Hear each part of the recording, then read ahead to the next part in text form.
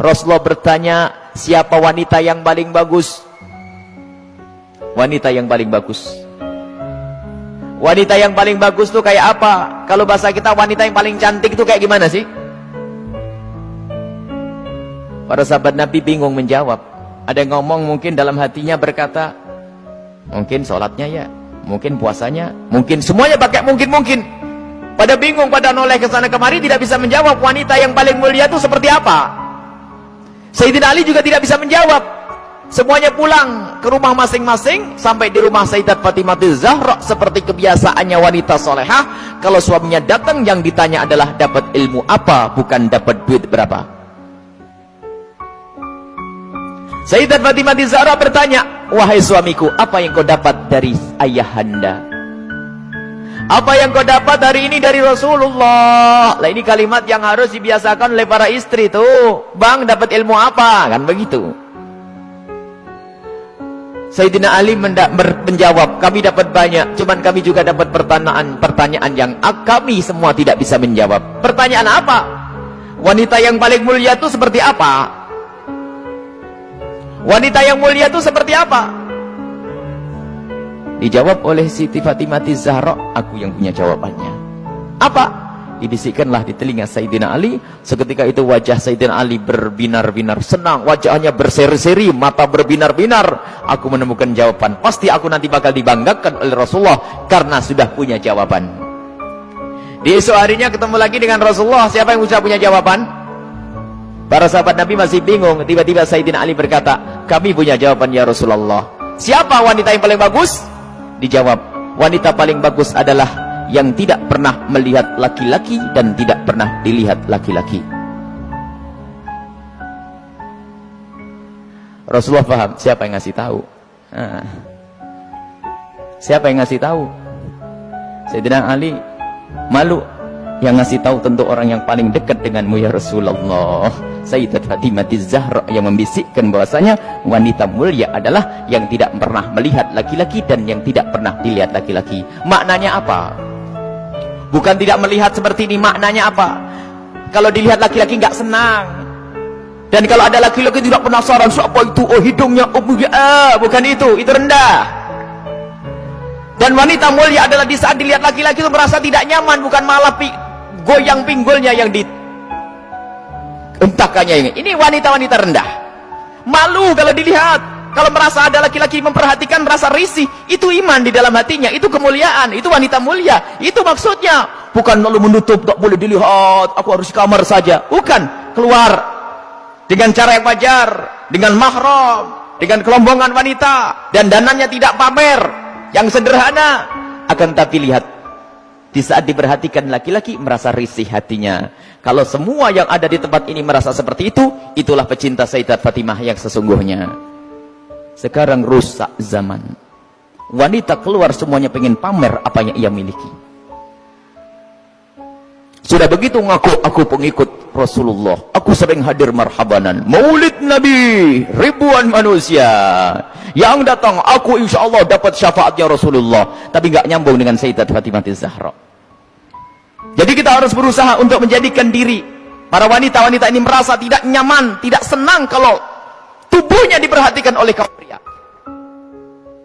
Ini iman, itu kemuliaan. Jadi tidak nyaman. Dan itu ada sifat-sifat semacam ini. Ada merasa risih. Ada yang Masya Allah kalau sudah diperhatikan merasa, waduh wajahnya mulai putih, kuning, hijau tuh.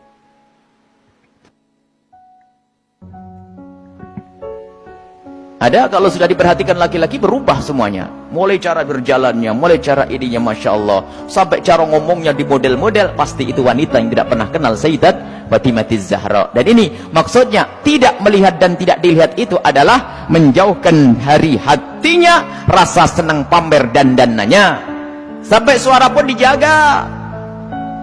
Suara dijaga Sayyidat Fatimah Zahra, suara dijaga, dan rasa malunya sangat tinggi Sayyidat Fatimah Zahra. Sangat malu, pemalu beliau itu.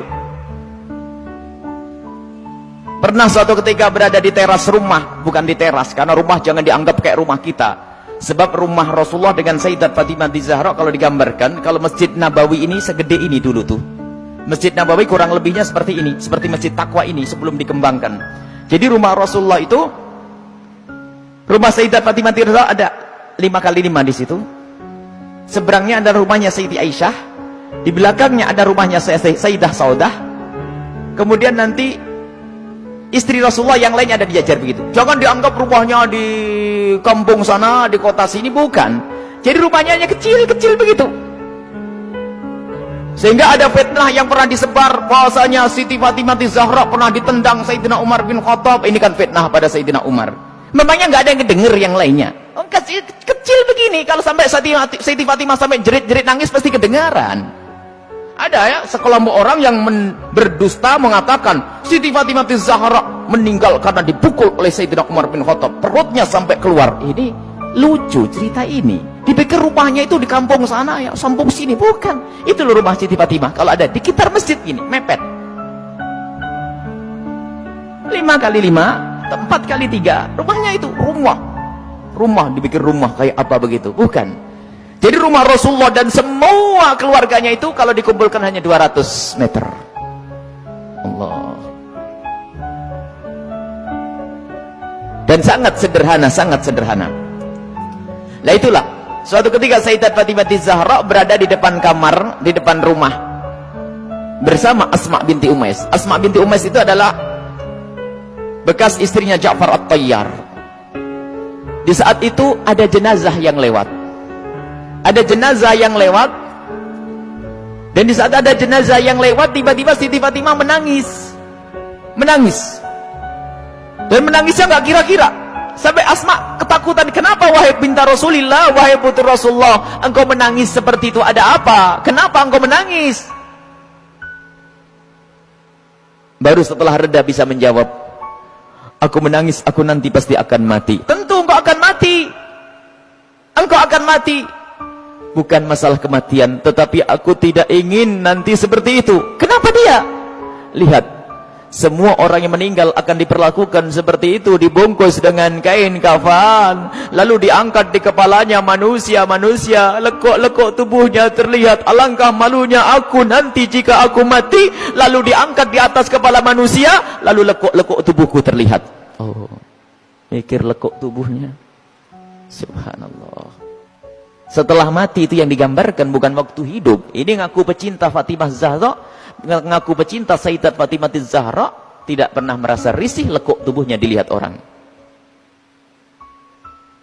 Jadi Siti Fatimah Zahra itu merasa malu kalau nanti dilihat setelah meninggal.